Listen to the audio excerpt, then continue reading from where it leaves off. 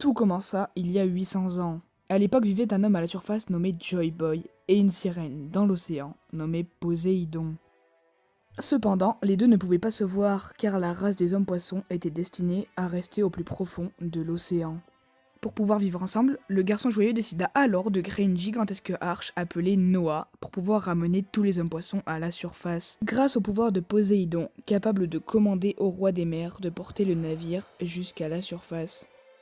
Une promesse faite entre les deux rois de chaque royaume, Joy Boy devait construire et Poséidon contrôler.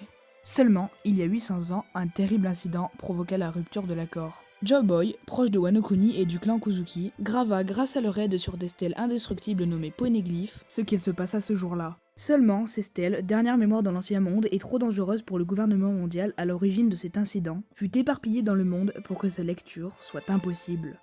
Avant de mourir, Joy Boy écriva une lettre d'excuse au peuple des hommes-poissons ainsi qu'à Poséidon, car n'ayant pas réussi à tenir parole. La famille royale, sous l'océan, promit alors de protéger le gigantesque navire de la promesse jusqu'à ce que quelqu'un vienne terminer ce que Joy Boy avait commencé. Qu'une personne vienne et demande à Poséidon de porter Noah à la surface. Wano Kuni ferma alors ses frontières pour être protégée du gouvernement. Mais un jour, ces dernières devront être réouvertes pour que la prophétie se réalise. On raconte que tous les 100 ans, Poséidon se réincarne dans une jeune sirène pure capable à son tour de contrôler les rois des mers. De même pour Joy Boy, bien que sa lignée fut exterminée il y a 800 ans, sa flamme, elle, vit encore. Et un jour, un homme viendra, portant des siècles d'histoire sur son dos, défier le monde entier. Un garçon joyeux qui pourra tenir la promesse de l'ancien monde et terminer cette histoire, vieille de 800 ans. En effet, nous avons la confirmation depuis le chapitre 649 que Shirahoshi est bien Poséidon, de même pour Luffy qui est prophétisé comme celui allant détruire l'île des hommes-poissons. Luffy doit donc être le nouveau Joy Boy, ce dernier n'étant pas un nom, mais un titre. Car à qui irait mieux le titre de garçon joyeux qu'à Monkey D. Luffy, l'homme qui sourit devant la mort et dont la venue réjouit les baleines. Il s'agirait donc ici de la signification de la volonté du Di, la volonté de Joy Boy qui se transmettrait uniquement de Di en Di. Ainsi, depuis plus de 700 ans, le gouvernement mondial chasse les porteurs de la mystérieuse initiale pour être sûr que Joy Boy ne réapparaisse pas. Mais comment trouver le véritable Joy Boy parmi tous les candidats à travers le monde ?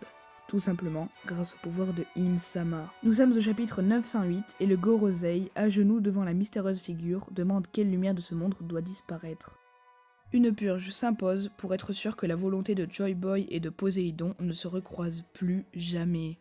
Voilà pourquoi, au chapitre 906, Im tenait un avis de recherche de Luffy, car soupçonné d'être le prochain Joy Boy.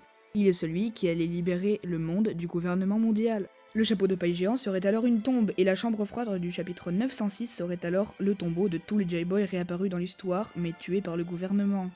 Le chapeau de paille serait alors une couronne métaphorique de la liberté et de la volonté du Yi. Luffy serait donc soupçonné d'être le prochain Joy Boy par Im, qui tient un deuxième avis de recherche dans sa main, et il se peut grandement qu'il s'agisse là du deuxième candidat, Marshall D. Teach, expliquant alors la venue de Shanks dans la salle du conseil de Marie-Joise au chapitre 907 pour parler d'un certain pirate. Luffy et Teach, tous les deux dédits et proches de One Piece, sont donc les deux suspects principaux à éliminer de toute urgence pour le gouvernement mondial. Goldie Roger aurait voulu naître il y a 800 ans pour rencontrer Joy Boy, comme dans 10 ans pour rencontrer Luffy. Goldie Roger est donc arrivé au mauvais moment et il ne pouvait donc rien faire, à part rire.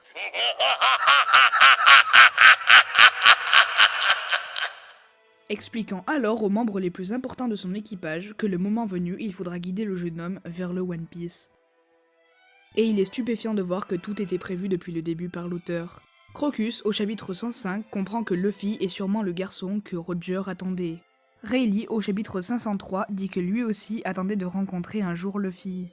Et au chapitre 603 annonce « Le destin prend forme inexorablement, tout ce qui devait se passer était inévitable, ce n'est donc pas une mauvaise idée de vivre plus longtemps. » Roger a dû tout lui raconter en le quittant, lui racontant la prophétie que quelqu'un arrivera un jour en portant la volonté de Joy Boy, qu'il fallait donc vivre un peu plus longtemps. Racontant aussi sûrement au roux la même histoire, lui expliquant qu'un jour ce sera sûrement à son tour de faire un pari sur la nouvelle ère. Crocus, Rayleigh, Roger, Shanks et Oden avaient chacun un rôle à jouer, guider, entraîner, inviter, inspirer le prochain Joy Boy, Monkey D. Luffy.